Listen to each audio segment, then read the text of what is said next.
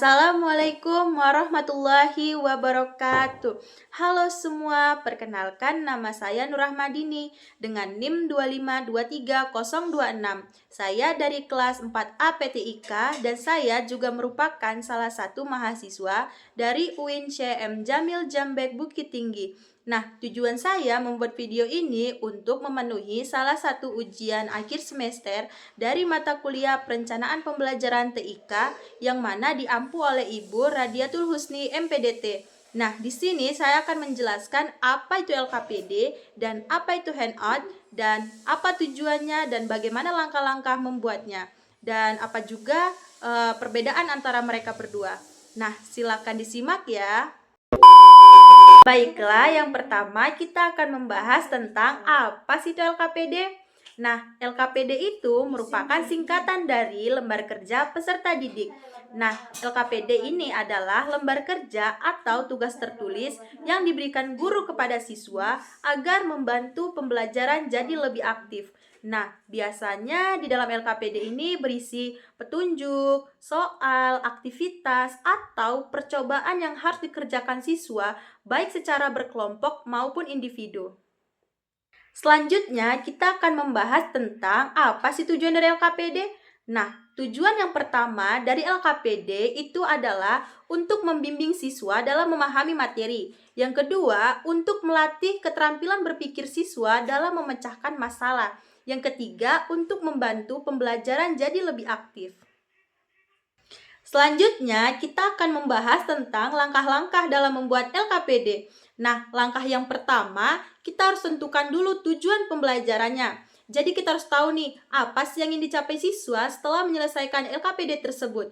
Yang kedua, pilih materi yang sesuai. Jadi, ketika kita membuat LKPD, kita harus gunakan materi apa yang sedang dipelajari siswa tersebut.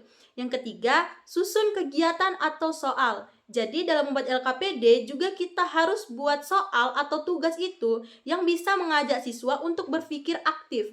Nah, yang keempat, buat petunjuk yang jelas. Nah, jadi ketika kita membuat LKPD, kita juga harus membuat langkah-langkah kerjanya itu dengan bahasa yang sederhana. Jadi siswa mudah untuk memahaminya. Yang kelima, nah ini yang paling penting nih, kita bisa menggunakan tampilan yang menarik. Nah, itu bisa kita tambahkan dengan gambar, warna, atau desain yang sederhana agar tidak membuat siswa itu bosan. Setelah kita membahas tentang apa itu LKPD, tujuan LKPD, dan langkah-langkah dalam membuat LKPD, yang kedua kita akan membahas tentang apa sih itu handout. Nah, handout itu merupakan ringkasan materi yang diberikan guru kepada siswa. Nah, di dalam handout itu berisi poin-poin penting dari pembelajaran yang sedang dibahas. Nah, tujuan dari handout itu yang pertama untuk membantu siswa dalam memahami materi dengan cepat. Yang kedua, bisa digunakan siswa untuk belajar mandiri. Yang ketiga, bisa digunakan siswa untuk catatan atau panduan mereka dalam belajar. Selanjutnya, kita akan membahas tentang langkah-langkah dalam membuat handout. Nah, langkah yang pertama, pilih materi inti. Nah, dalam membuat handout, kita hanya mengambil bagian mana yang paling penting dari pembelajaran.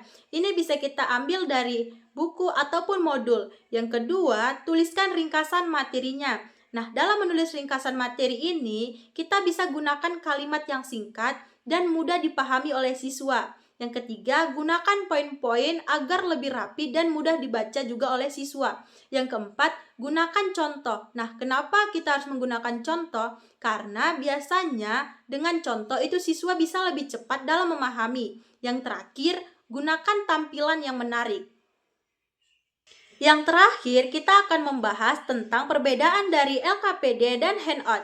Nah, LKPD itu dia berisi tugas atau aktivitas siswa, sifatnya juga aktif atau dikerjakan. Sedangkan kalau handout itu berisi ringkasan materi dan sifatnya juga pasif, dibaca atau dipelajari.